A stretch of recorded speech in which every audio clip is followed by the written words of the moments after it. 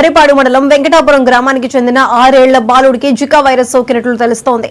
దాంతో ఆ బాలుడిని నెల్లూరులోని ఓ ప్రైవేట్ హాస్పిటల్ కు తరలించారు. బాలుడికి వైద్యులు పరీక్షలు నిర్వహించారు.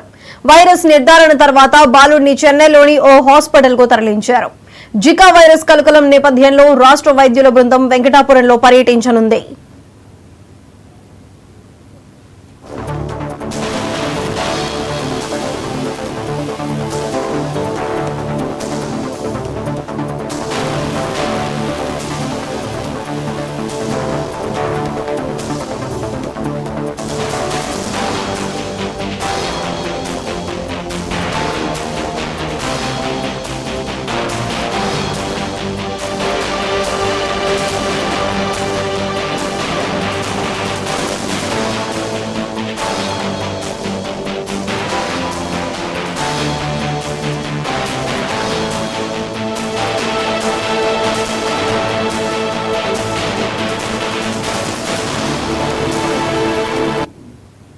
నెల్లూరులో జికా వైరస్ కలకలం రేపింది. మర్రిపాడు మండలం వెంకటాపురం గ్రామానికి చెందిన 6 ఏళ్ల బాలుడికి జికా వైరస్ సోకినట్లు తెలుస్తోంది.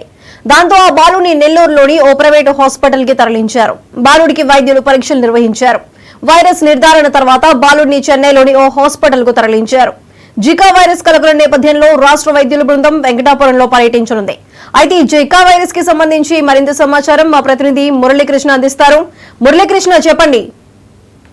సాయిసుధ, అయితే మర్రిపాడు మండలం వెంకటాపురం గ్రామంలో జికా వైరస్ కలకలం అయితే రేపుతోందని చెప్పుకోవచ్చు. గ్రామానికి చెందినటువంటి ఒక 6 ఏళ్ల బాలుడికి ఆరోగ్య సమస్యలు రావడంతో నెల్లూరులోని ఒక ప్రైవేట్ ఆసుపత్రికి తరలించారు.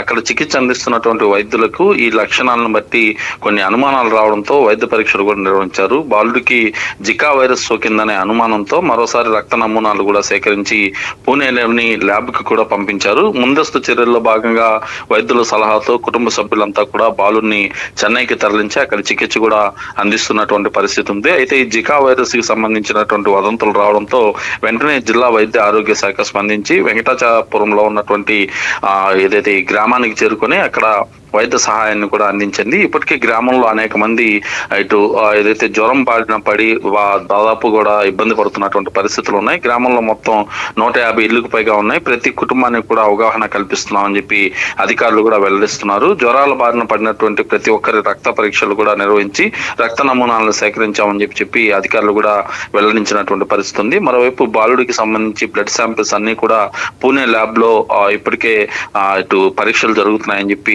వైద్య బృందం కూడా వెల్లడించినటువంటి పరిస్థితికి అయితే ప్రధానంగా కనిపిస్తుందని చెప్పుకోవచ్చు.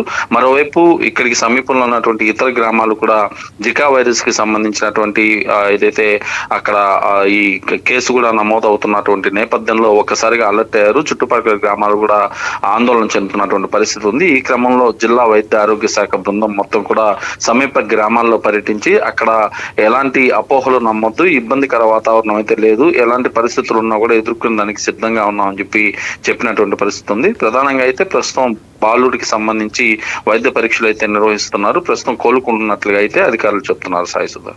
Right Muralikrishna, thank you.